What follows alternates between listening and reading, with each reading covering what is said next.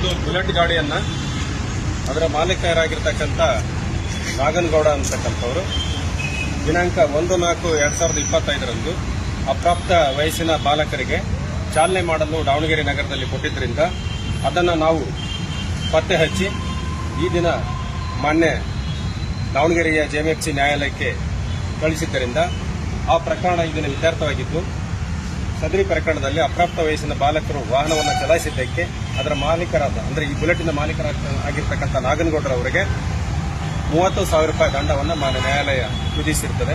ಹಾಗಾಗಿ ಯಾವುದೇ ವಾಹನದ ಮಾಲೀಕರುಗಳು ತಮ್ಮ ವಾಹನವನ್ನು ಅಪ್ರಾಪ್ತ ವಯಸ್ಸಿನ ಬಾಲಕರಿಗೆ ಚಾಲನೆ ಮಾಡಲು ಕೊಡಬಾರದು. ಯಾಕೆಂದರೆ ಅಪ್ರಾಪ್ತ ಬಾಲಕರಿಗೆ ಚಾಲನೆ ಮಾಡಿಕೊಟ್ಟಲ್ಲಿ ಅದು ಅಪಘಾತಕ್ಕೆ ಈಡಾಗುವಂತಹ ಸಾಧ್ಯತೆ ಇರುತ್ತದೆ. ಹೀಗಾಗಿ ಅಪ್ರಾಪ್ತ ಬಾಲಕರಿಗೆ ವಾಹನವನ್ನು ನೀಡದೆ ಅಪಘಾತಗಳನ್ನು ತಡೆಗಟ್ಟಿ ಅಂತಂದು ಹೇಳಿ ಈ ಮೂಲಕ ನಾವು ಸಮಾಜಕ್ಕೆ ಮನವಿಯನ್ನು ಮಾಡ್ತೀವಿ.